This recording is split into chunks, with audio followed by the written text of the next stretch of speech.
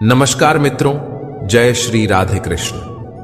सर्वप्रथम मैं आपको हृदय से शुभकामनाएं देना चाहता हूं कि आप बहुत ही भाग्यशाली हैं, क्योंकि आपने भगवान श्री कृष्ण की प्रेरणा से ही श्रीमद् भगवद गीता सार के इस वीडियो को देखने का मन बनाया। श्रीमद् भगवद गीता आज से लगभग 5000 वर्ष पहले महाभारत के युद्ध के मैदान में विचलित, अवसाद और दुख से घिरे हुए और मोह से ग्रसित अर्जुन को भगवान श्री कृष्ण द्वारा दिए गए उपदेश है। असल में अर्जुन तो माध्यम है। श्रीमद् भगवद गीता के उपदेश प्रत्येक मनुष्य के लिए ही तो है, क्योंकि हर व्यक्ति का जीवन एक युद्ध के समान ही होता है। भगवद गीता में प्राणी के जीवन की सभी प्रकार के समस्याओं का समाधान है। भगवद गीता पढ़कर के समझने से आपके सोचने, समझने और व्यक्ति, वस्तु, परिस्थितियों के प्रति आपके दृष्टिकोण में परिवर्तन आता है। आप अपने व्यर्थ के विचारों, चिंताओं और आशंकाओं को दूर कर पाते हैं। जब आप यह कर पाते हैं तो आप में उत्साह और उमंग का संचार होता है, जिससे सकारात्मकता बढ़ती है और आपका मनोबल बढ़ जाता है और आप अपना जीवन बेहतर ढंग से जी पाते हैं। अगर आप इन सभी लाभों को प्राप्त करना चाहते हैं तो कभी अधूरा ज्ञान ना लें, इसलिए इस वीडियो को अंत तक सुनें। तो चलिए वीडियो शुरू करने से पहले चैनल को सब्सक्राइब कर लें। वीडियो अच्छी लगे तो लाइक और शेयर करें और सच्चे दिल से कमेंट बॉक्स में जय श्री राधे कृष्ण जरूर लिखें। भगवान कहते हैं, जरूरत से ज्यादा मिले उसे कहते हैं नसीब। सब कुछ है फिर भी रोता है उसे कहते हैं बदनसीब। और वो जो जिंदगी में थोड़ा कम पाकर भी हमेशा खुश रहता है उसे कहते हैं खुशनसीब। किसी को कोई फर्क नहीं पड़ता कि आप किन हालातों में जी रहे हो, आपको खुद से अपने हालात बदलने होंगे। लोग कहते हैं कि समय के साथ दर्द कम हो जाता है, लेकिन सच तो ये है कि इंसान को उस दर्द को सहने की आदत हो जाती है। तुम बस अपने आप से मत हारना, फिर तुम्हें कोई भी हरा नहीं सकता। एक सच्चा प्यार करने वाला आपके प्यार से भी ज्यादा आपकी इज्जत का ख्याल रखता है। कुछ लोग धोखा देकर भी खुद को गलत नहीं मानते और कुछ लोग धोखा खाकर भी खुद को गलत ही मानते हैं। सबके सिकवे मिटाने का ठेका मत लो, क्योंकि वे तो कभी खत्म होने वाले नहीं। जिसमें गलत को गलत कहने की हिम्मत नहीं है वह तो खुद भी गलत है। निराशा में ही आशा की किरण है। कृष्णा मेरे साथ हैं, इस बात का हर पल मुझे स्मरण है। क्या पाया क्या गवाया, सुख, समृद्धि और संतुष्टि पाया जो कृष्णा के दर पर आया। किस्मत का वह राजा जिसने श्री कृष्ण का आशीर्वाद पाया। श्री कृष्ण कहते हैं, किसने बताया कि तुम सही हो और किसने कहा कि तुम गलत हो। तुम खुद से खुद को देखो, तब जानोगे कि तुम कहां गलत और कहां सही हो। एक वक्त पर जाकर यह एहसास होता है कि बेहतर होता अगर हम कुछ लोगों से मिले ही नहीं होते। सच्ची सुंदरता आईने में नहीं बल्कि लोगों के दिलों में झलकती है। समय अच्छा हो तो आपकी गलती भी मजाक लगती है, पर समय खराब हो तो आपकी मजाक भी गलती बन जाती है। अगर कुछ लोग आपको गलत समझते हैं तो इस बात का बुरा मत मानिए, क्योंकि वे आपको उतना ही समझते हैं जितनी उनकी समझ उन्हें इजाजत देती है। कौन बताए कि आखिर कितना चाहना पड़ता है एक इंसान को कि वह किसी और को ना चाहे। किसी को खोकर ही उसकी कीमत समझ में आती है, चाहे कोई रिश्ता हो या कोई चीज हो। इसलिए वक्त रहते कद्र करना सीख लो, क्योंकि वक्त निकल जाने के बाद सिर्फ पछतावा ही बचता है। अपने ही होते हैं जो दिल पर वार करते हैं। गैरों को क्या खबर कि दिल किस बात पर दुखता है। लोग कहते हैं कि माफ कर देना चाहिए, मगर इंसान की गलतियां माफ की जाती हैं, चालाकियां नहीं। आपकी आज की मेहनत आपके कल के सपनों की चाबी है। मोहब्बत और इज्जत के लिए झुक जाओ, पर झुककर मोहब्बत और इज्जत कभी मत मांगना। अनजान हूं अभी, धीरे धीरे सीख जाऊंगा, पर किसी के सामने झुककर पहचान नहीं बनाऊंगा। मुझे पता है कि कृष्णा मेरे साथ है, इससे कोई फर्क नहीं पड़ता कि कौन मेरे खिलाफ है। लोग आपके बारे में अच्छा सुनने पर शक करते हैं और बुरा सुनने पर यकीन। श्री कृष्णा कहते हैं, जिसकी फितरत हमेशा बदलने की हो वह कभी किसी का नहीं हो सकता, फिर चाहे वह समय हो या इंसान। जब दर्द और कड़वी बोली दोनों सहन होने लगे तो समझ लेना कि आपको जीना आ गया है। जीवन में हर तूफान नुकसान करने नहीं आता, कुछ तूफान रास्ता साफ करने भी आते हैं।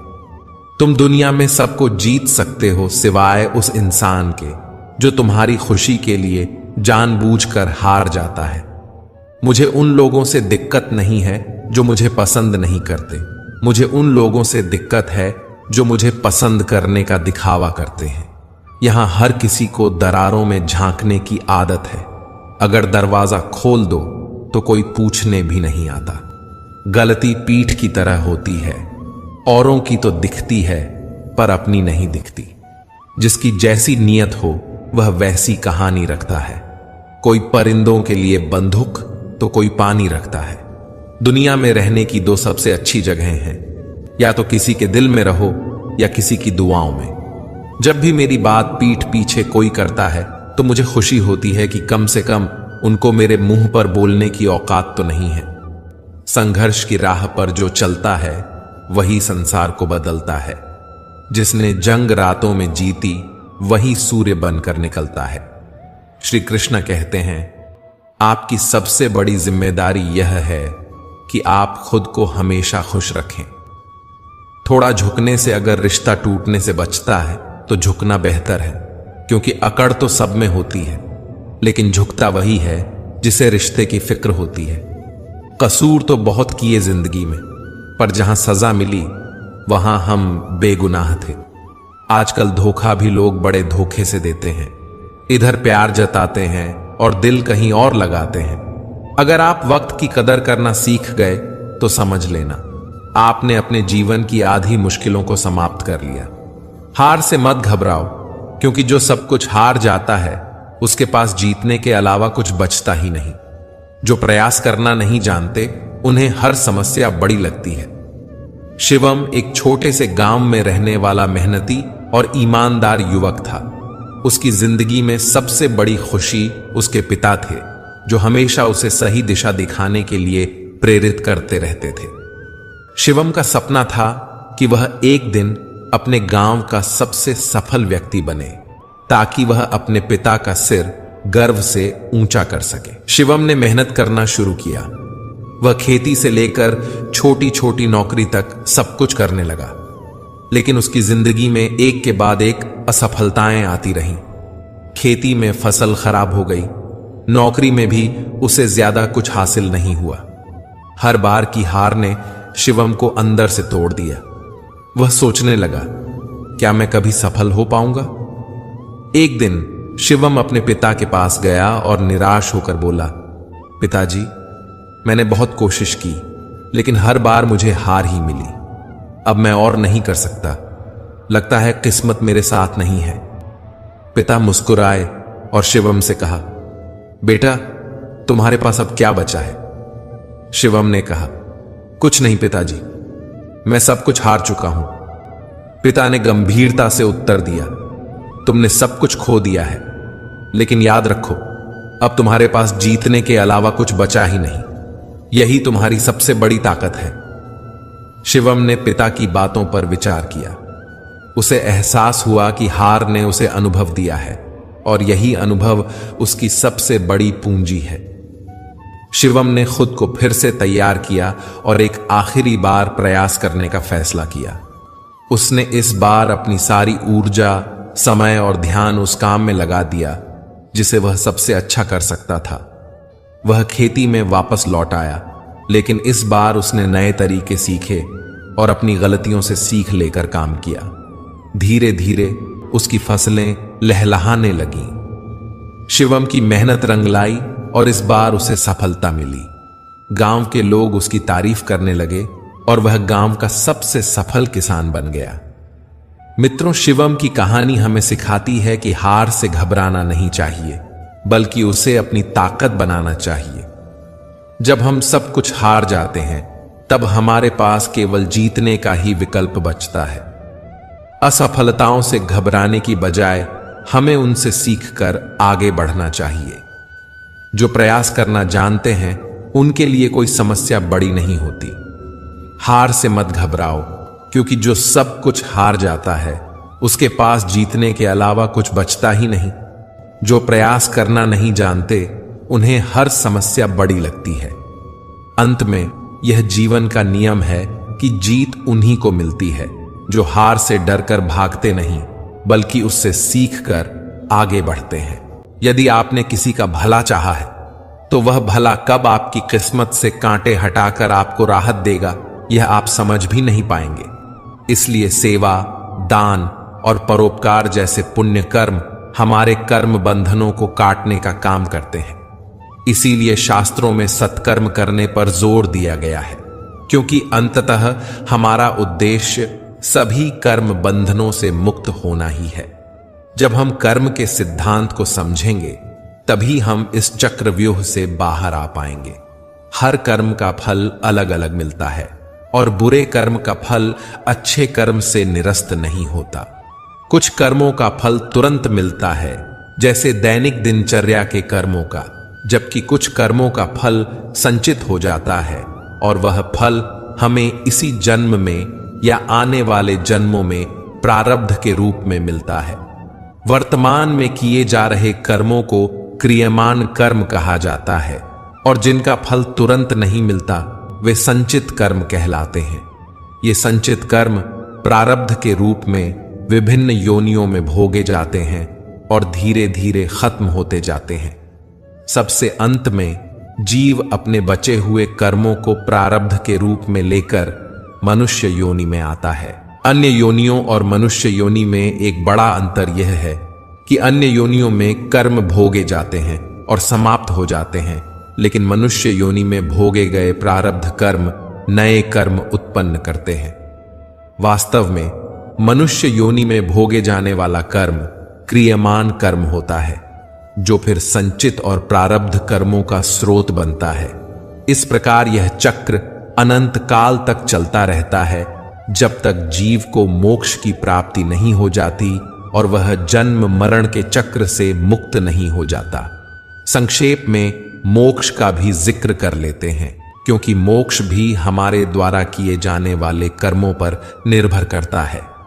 जब जीव के पाप और पुण्य दोनों प्रकार के कर्म फल शून्य हो जाते हैं तो वह मोक्ष का सुपात्र बन जाता है। गीता और ब्रह्म विद्या शास्त्र में कहा गया है कि जब हम कर्म निष्काम भाव से करते हैं तो हमें उन कर्मों के फलों को भोगना नहीं पड़ता। इसका अर्थ है कि मनुष्य योनि में यदि हमारे प्रारब्ध के कर्मों को भोगने का तरीका निष्काम होगा तो प्रारब्ध के कर्म तो निरस्त हो जाएंगे, परंतु नए कर्म नहीं मिलेंगे, अर्थात न संचित होंगे और न ही नया प्रारब्ध बनेगा। निष्काम कर्म का मतलब है स्वयं को परमेश्वर का दास समझते हुए परमेश्वर के वचनों के अनुसार अपने कर्तव्यों का पालन करना, परंतु उनके फल की इच्छा ना रखना। भगवत गीता समझाती है कि आत्मा अजन्मी है, इसे कोई मार नहीं सकता, कोई जला नहीं सकता, डूबा नहीं सकता, काट नहीं सकता। लेकिन आत्मा को परमात्मा के साथ हमेशा रहने के लिए जीवन की परीक्षा में बैठना ही पड़ेगा। इस परीक्षा के लिए परमात्मा से बिछड़कर आत्मा को पृथ्वी पर किसी न किसी रूप में जन्म लेना पड़ता है और 84 लाख योनियों को जीने और भोगने के बाद एक आत्मा को मनुष्य का शरीर मिलता है।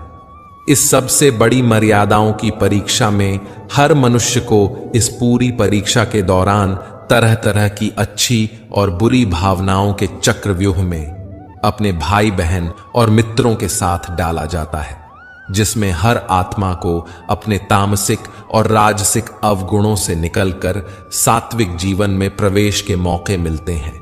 तामसिक गुण वे हैं जो हमारे अंदर हीन भावना पैदा करके हमें खुद को नुकसान पहुंचाते हैं, और राजसिक गुण वे हैं जो हमें लोभी बनाकर दूसरों के प्रति नुकसान पहुंचा सकते हैं।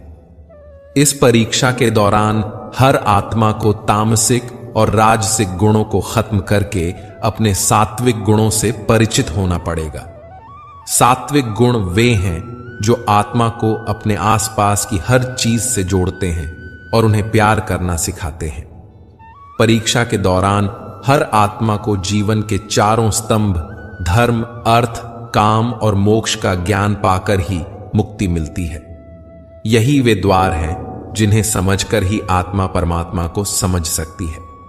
पहला द्वार धर्म का है और शेर इसका प्रतीक है।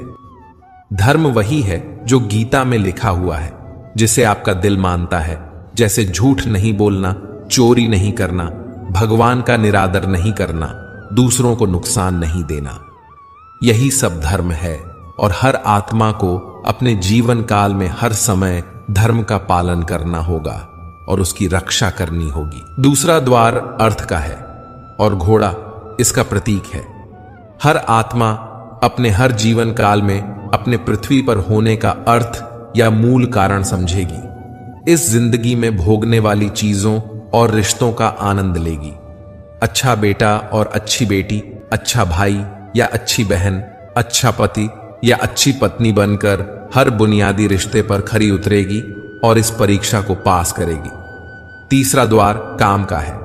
भगवत गीता समझाती है कि हर मनुष्य के अंदर काम, क्रोध, लोभ, मोह, अहंकार और ईर्ष्या जैसी 6 भावनाएं होती हैं जो हमें अपने और दूसरों के प्रति नुकसान पहुंचा सकती हैं। इन भावनाओं को हर मनुष्य को हमेशा अपने नियंत्रण में रखना होगा, क्योंकि इनके बहाव में किया हुआ कोई भी काम हमारे जीवन भर की परेशानी का कारण बन सकता है। एक आत्मा संतोष और सादगी से इन भावनाओं पर हमेशा के लिए विजय पा सकती है। चौथा स्तंभ मोक्ष का है और हाथी इसका प्रतीक है। इस परीक्षा रूपी जीवन में हर मनुष्य हर समय कुछ इच्छाएं रखता है। कुछ इच्छाएं एक ही जन्म काल में पूरी हो जाती हैं, पर कुछ अधूरी रह जाती हैं और उनके पूरा होने के लिए आत्मा को वापस पृथ्वी पर आना पड़ता है। भगवत गीता समझाती है कि हमारी इच्छाएं ही मूल कारण हैं हमारे पृथ्वी पर वापस आने का, और अगर हम कोई भी इच्छा ना रखें तो हम इस जीवन और मृत्यु से मुक्त हो सकते हैं। यह द्वार माफी का भी है। जिन्होंने आपके साथ बुरा किया उनको माफ करके और जिनसे आपने बुरा किया उनसे माफी मांगकर मुक्ति पाई जा सकती है। जब तक आत्माएं इन चारों दरवाजों धर्म, अर्थ, काम और मोक्ष को समझ नहीं लेती, तब तक इस आत्मा को बार बार मनुष्य के रूप में आना ही पड़ेगा। परीक्षा का समय खत्म होते ही आत्मा शरीर और अन्य सब वस्तुओं का त्याग कर देती है। जो भी संसार में रहकर बनाया वह अब किसी और का होगा और आत्मा अपने कर्मों के फैसले के लिए चली जाती है। आत्मा के अच्छे बुरे कर्मों का हिसाब होता है। अपने अच्छे कर्मों के लिए आत्मा कुछ वक्त के लिए स्वर्ग और दुष्कर्म के लिए नर्क चली जाती है। नर्क में आत्मा को अपने पापों के अनुकूल सजाएं मिलती हैं, पर सजा खत्म होने के बाद आत्मा को फिर से एक नया शरीर और नया दिमाग मिलता है इस परीक्षा में फिर से बैठने के लिए, और हर परीक्षा में वही सब फिर दोहराया जाएगा। जिंदगी के 4 स्तंभ धर्म, अर्थ, काम और मोक्ष को समझने के लिए हर जन्म में अपने कई जन्मों के कर्मों के हिसाब से हर आत्मा को कभी अच्छे तो कभी बुरे हालातों से गुजरना पड़ता है। लेकिन जब तक आत्मा परमात्मा के साथ योग को नहीं समझ लेती तब तक वह मुक्ति नहीं पा सकती। भगवत गीता समझाती है कि मनुष्य अपने शरीर, दिमाग या दिल से भगवान को पा सकता है। शरीर द्वारा किए गए कर्मों के माध्यम से परमात्मा को पाने को कर्म योग कहते हैं। ऐसे कर्म जो परमात्मा की इच्छा से और दूसरों के कल्याण के लिए हों। वाल्मीकि ने रामायण लिखकर, श्रवण ने अपने माता पिता की सेवा और उन्हें 4 धाम की यात्रा कराकर अपने कर्मों द्वारा परमात्मा को पाया। श्रीमद् भगवत गीता बताती है कि एक आत्मा दिमाग से भी परमात्मा के साथ योग लगा सकती है। इसे राजयोग कहते हैं क्योंकि दिमाग या मस्तिष्क सब इंद्रियों का राजा है। एक मनुष्य अपनी आस्था, श्वास प्रणाली, अभ्यास, साधना और तपस्या से परमात्मा को इस योग के रास्ते पा सकता है। इस योग को समझने के लिए हमें अपने अंदर यानी चक्र और कुंडलिनी को समझना पड़ेगा। आत्मा मस्तिष्क से ध्यान लगाकर परमात्मा के साथ योग स्थापित कर सकती है। शंकराचार्य, स्वामी परमहंस, स्वामी विवेकानंद और उनके जैसे कई योगी इस योग के माध्यम से परमात्मा के साथ संधि कर पाए। भगवद गीता में परमात्मा कहते हैं कि अगर किसी आत्मा को धर्म या योग की समझ ना भी आए पर वह मेरी शरण में आ जाए तो मैं उसके सारे पाप माफ कर देता हूं। परमात्मा को दिल की गहराइयों से पुकार कर पाने को भक्ति योग कहते हैं।